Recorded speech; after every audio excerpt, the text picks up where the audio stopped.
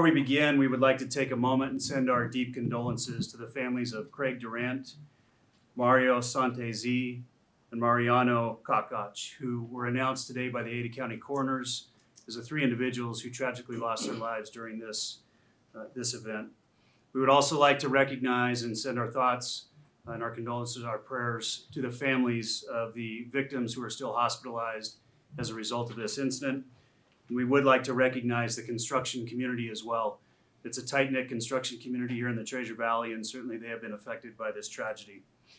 I want to explain a little bit about the fire department response to this hangar event, this hangar collapse that was under construction. This was somewhat unique in that we had an immediate response to this incident. Typically, when an incident happens, it comes through the 911 dispatch center with Ada County, and then our crews get notified.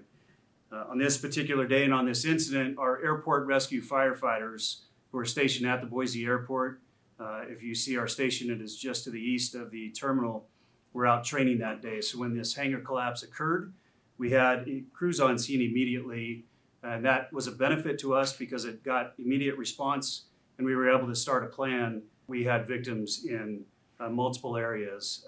First, we have to assure that we can get in safely, that the building is not going to collapse further. That was the first evaluation done. That happens in a matter of about 30 seconds. And then it's accessing the victims, getting them out of that collapse zone safely and getting them to a treatment area that we did have set up so that Ada County paramedics, our firefighters, could begin initiating care and ultimately transport. We were able to establish that plan immediately. So as our incoming crews arrived, including our technical rescue team, we were able to quickly get access to the victims, get them removed from the danger area and into treatment centers and areas to be ultimately transported. We've been asked quite a bit about how our responders are doing. I want to address that briefly.